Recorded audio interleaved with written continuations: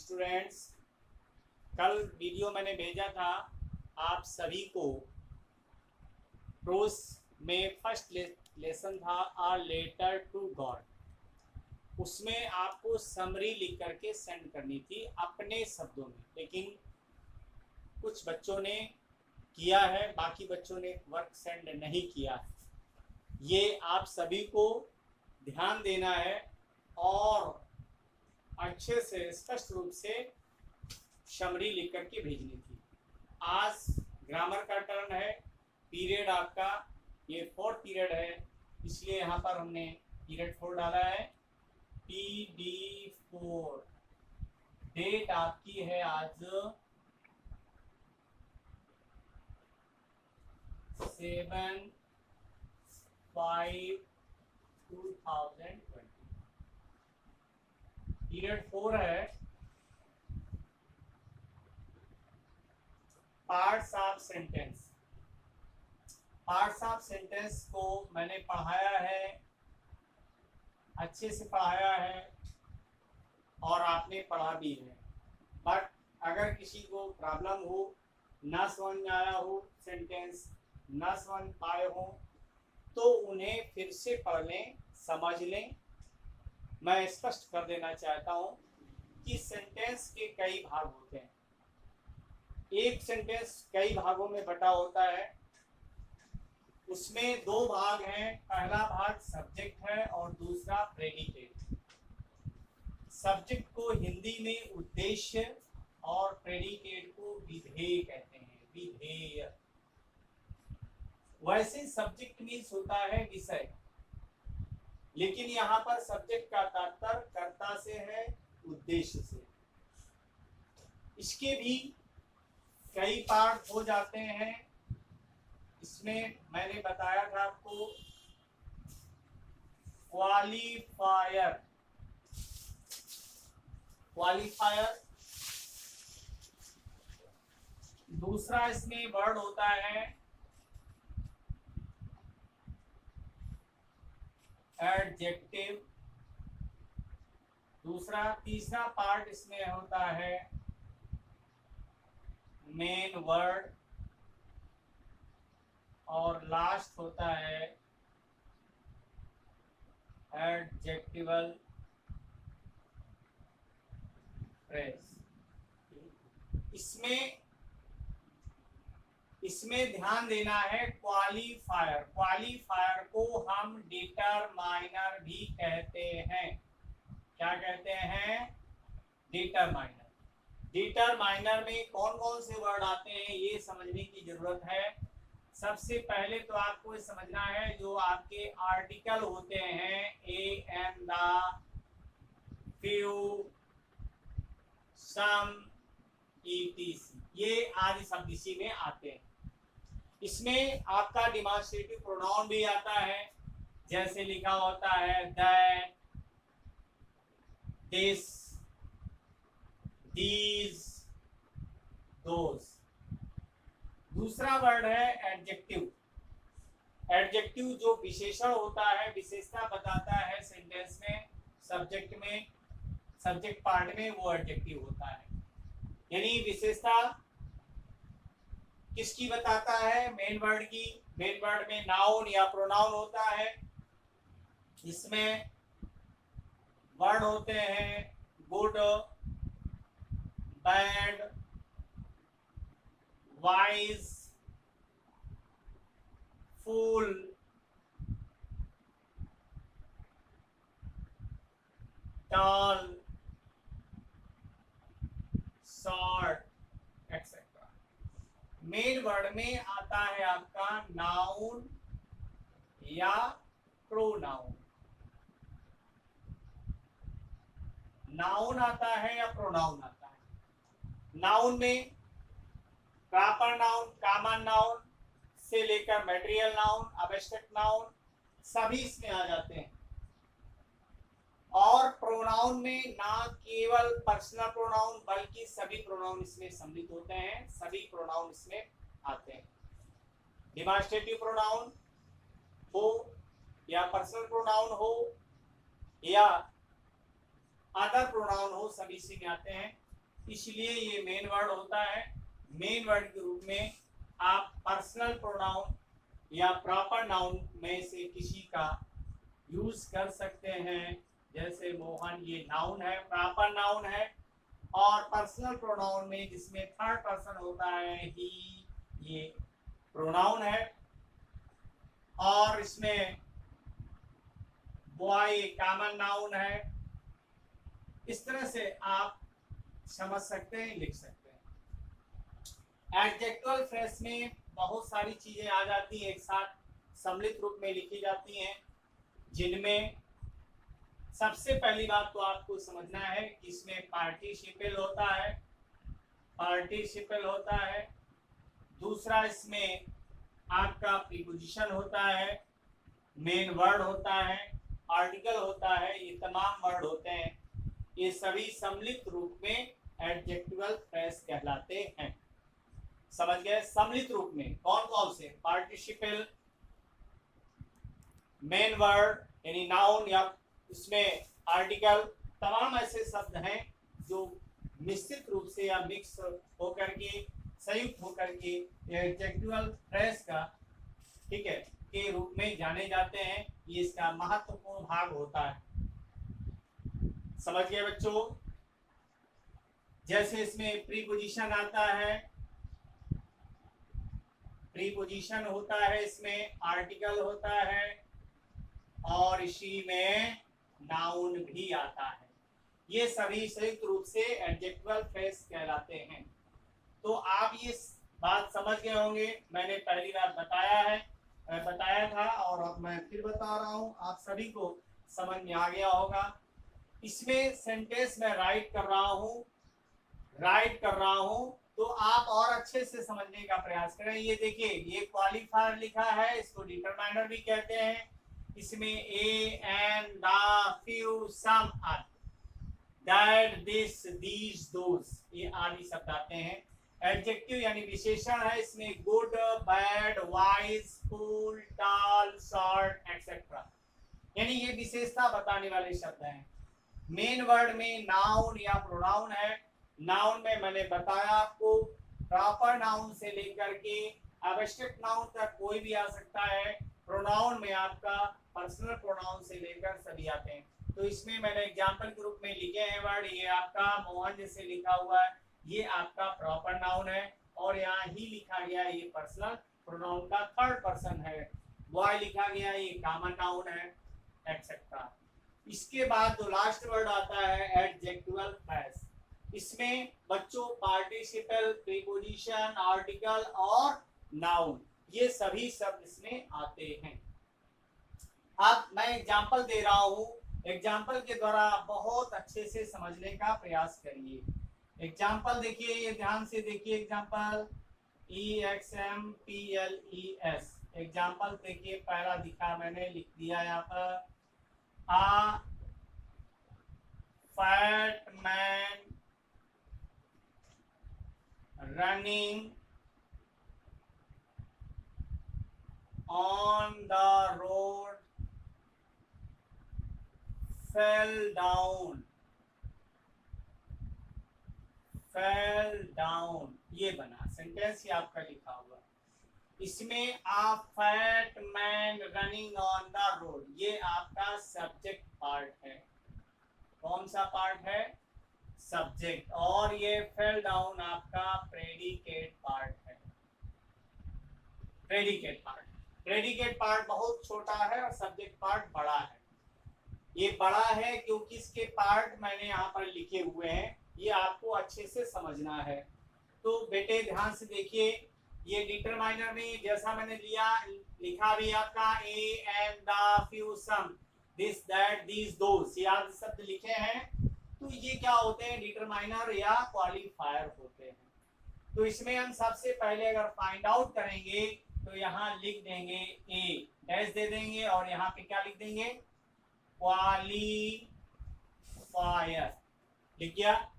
और इसके बाद दूसरा जो वर्ड है फैट लिखा है, फैट ये आपका एडजेक्टिव है। क्यों? क्योंकि यहाँ पर विशेषता बता रहा है, किसकी? मैन की। मैन क्या है यहाँ पर? Main word. और यहाँ मैन लिखा है, ये आपका मेन वर्ड है। मेन वर्ड है अर्थात नाउन है, नाउन है।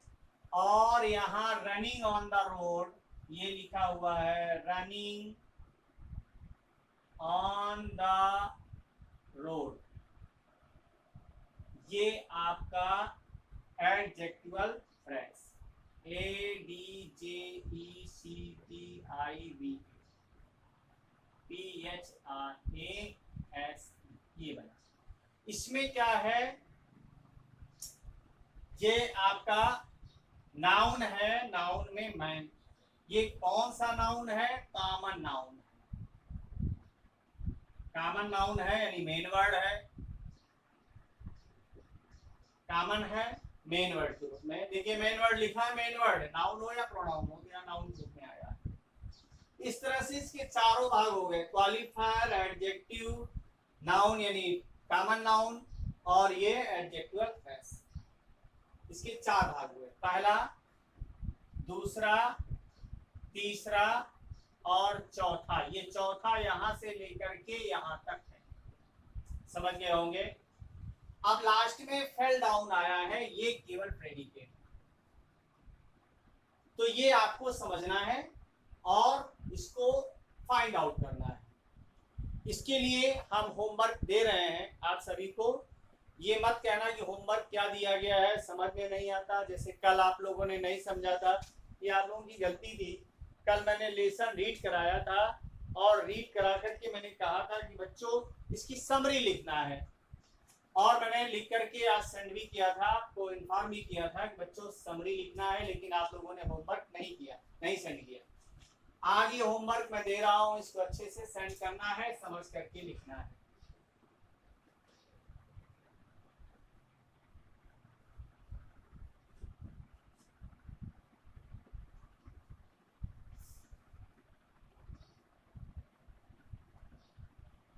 इसमें केवल सब्जेक्ट पार्ट फाइंड आउट करने हैं। सब्जेक्ट के कितने पार्ट होते हैं मैंने बताया भी, यही आपको अलग अलग लिखने हैं। मैं सेंटेंस पूरा पूरा लिखे दे रहा हूँ, आपको क्या करना है वही पार्ट छांट करके अलग अलग लिखने हैं। देखिए ये एक्सरसाइज है, नोट करिए यहाँ पर होमवर्क के रूप में।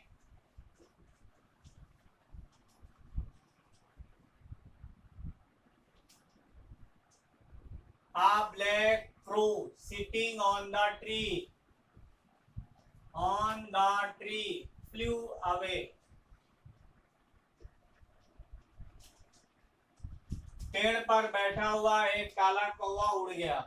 इसमें आपका जो प्रेडिकेट पार्ट है, सब्जेक्ट पार्ट है, वो यहां से लेकर के आपका ट्री तक है, ये सब्जेक्ट पार्ट है, और फ्लू अवे ये ओनली प्रेडिकेट पार्ट है। तो इसमें आपको क्या करना है, इसके पार्ट लिख करके अलग अलग लिखने हैं, ये सब्जेक्ट पार्ट और ये प्रेडिकेट पार्ट। सब्जेक्ट का पार्ट के अलग अलग भाग बताने हैं, कौन किससे रिलेटेड है।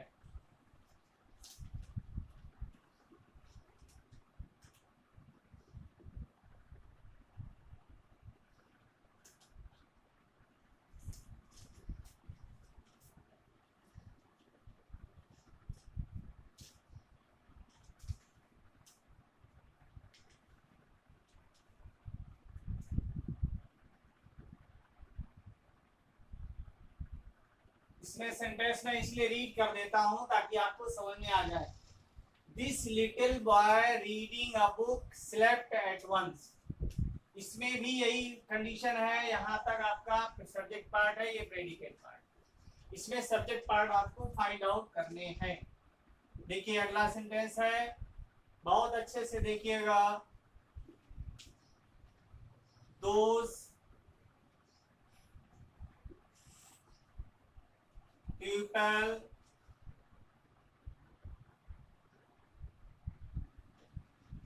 going towards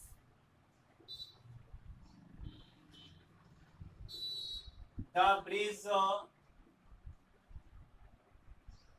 returned back।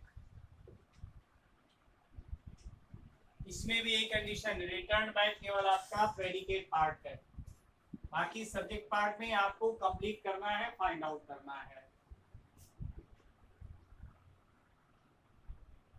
few boys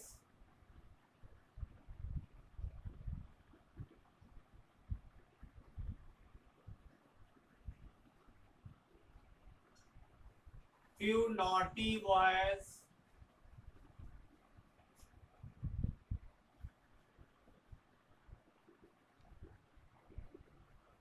swimming in the river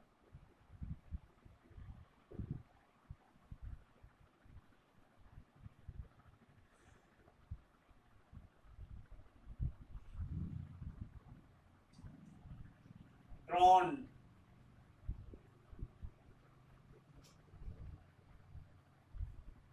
इसमें केवल एक ही वर्ड है, बाकी सब सब्जेक्ट में पार्ट में आपको लिखना है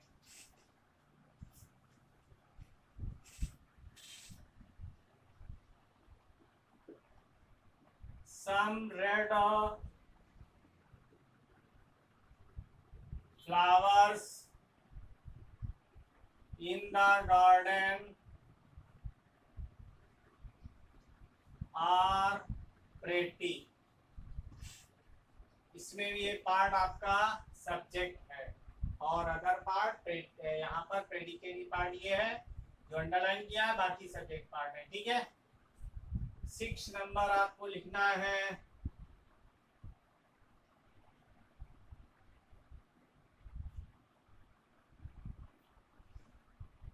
देयर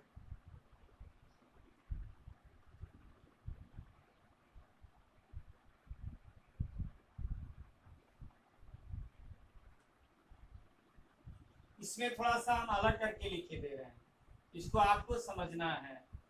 देयर आर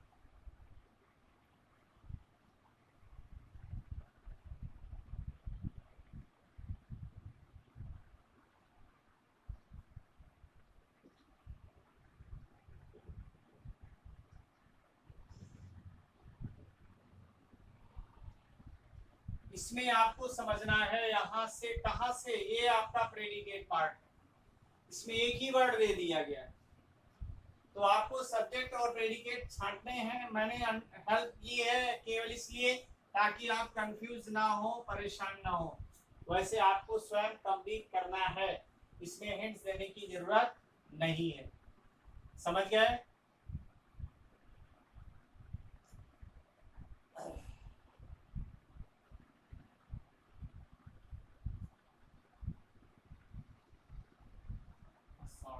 यहाँ पे स्मॉल ना लिख करके शॉर्ट लिख दीजिए। A short man living at village fell ill at once। तो इसमें आपको अपने मन से देखना है कहाँ से क्या सब्जेक्ट होगा और कौन सा प्रेडिकेट पार्ट होगा। ठीक है,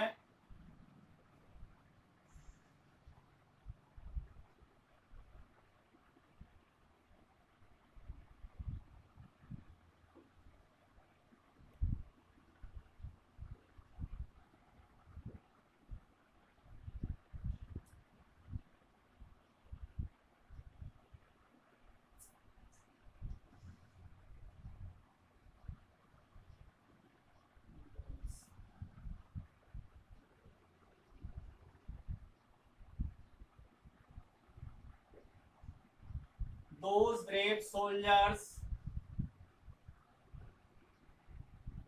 in the battlefield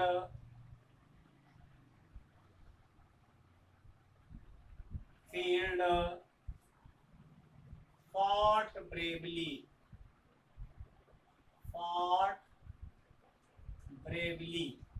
ये आपको फाइंड आउट करना है। नेक्स्ट है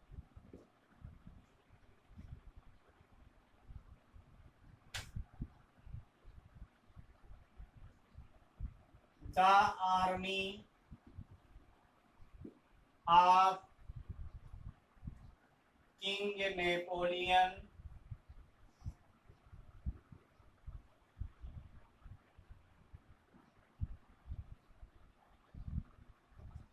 नेपोलियन वाज वेरी स्ट्रॉन्ग। तो ये थे आपके सेंटेंस, ओनली 10 सेंटेंस दे रहे हैं। आप सभी समझ गए होंगे इसमें सब्जेक्ट पार्ट हमें अलग करने हैं और उनके नाम भी मेंशन करने हैं। ठीक है, सभी बच्चे आराम से कर लेंगे। और वर्क दिया जाए या इतना ही इनफ है? जल्दी बोलिए। पहली बात तो आप ये समझ लीजिए कि इसका डिफाइन भी करना है। डिफाइन क्या करना है? सब्जेक्ट की डिफिनेशन लिखनी है। तो क्या लिखनी है इसके बारे में आप सभी इसको देख लें। मैं इसको इरेज के दे रहा हूँ और इसकी डिफिनेशन भी थोड़ा सा मैं बता दे रहा हूँ कि व्हाट इज। आप ये क्वेश्चन पुट कर सकते हैं कि सर सब्जेक्ट के बारे में अभी आपने डीपली बताया नहीं, केवल पार्ट से शुरू कर दिया। तो सब्जेक्ट भी आप अच्छे से समझ लें कि सब्जेक्ट को हम कैसे पहचानते हैं, होता क्या है, उसके पार्ट्स तो आप समझ ही गए हैं। तो आइए हम सब्जेक्ट पर चर्चा कर लेते हैं। वैसे मैंने पढ़ाया हुआ है, एक बार पढ़ाया था। बच्चे जो प्रारंभ से लगे हुए हैं, पढ़ रहे हैं, वो अच्छे से समझ रहे होंगे। जो अभी अभी जुड़े हैं, हाल में ही आए हैं, उनको समझ में कम आ रहा होगा। तो आइए मैं इसके बारे में फिर से बता रहा हूँ कि सब्जेक्ट होता क्या है, इससे हम सब्जेक्ट को उद्देश्य कहते हैं। ये उद्देश्य क्यों लिखा गया है, इसे यहाँ पर कर्ता क्यों नहीं लिखा गया?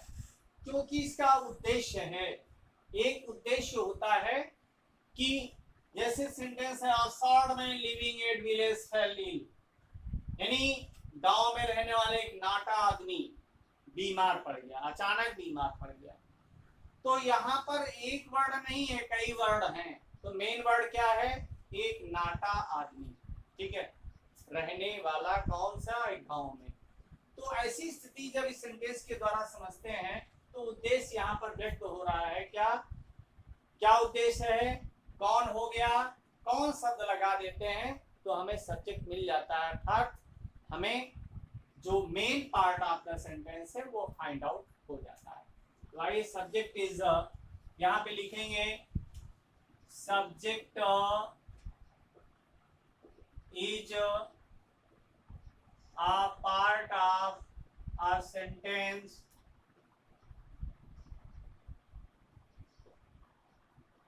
यानी सब्जेक्ट वाक्य का एक हिस्सा है, एक भाग है।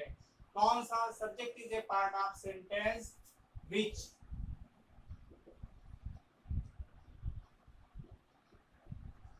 denotes about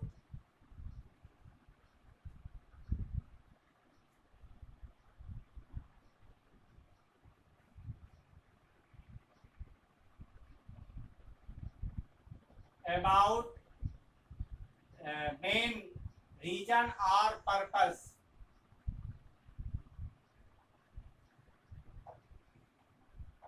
of any action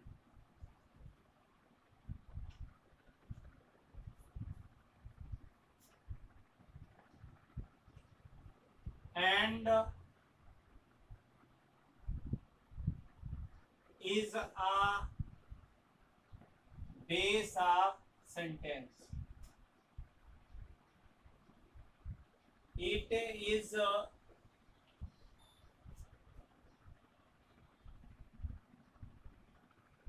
part before verb. Before verb, verb के पहले का एक हिस्सा होता है। यानी वर्ब में आप समझ सकते हो हेल्पिंग वर्ब या मेन वर्ब, इनमें से किसी के पहले का जितना भाग होता है वो सब्जेक्ट होता है। ठीक है, तो इसके पार्ट मैंने बताए और समझाए, ये आप सब समझ चुके हैं। अब मैं थोड़ा सा प्रेडिकेट पर चर्चा कर लूं या इतना ही इनफ है आप लोगों के लिए? ये ध्यान देने की जरूरत है। ठीक है, अगर प्रेडिकेट पढ़ना चाहते हो तो मैं पढ़ा दूं, अर्थात नहीं तो नेक्स्ट टर्न में मैं पढ़ाऊंगा। ठीक है।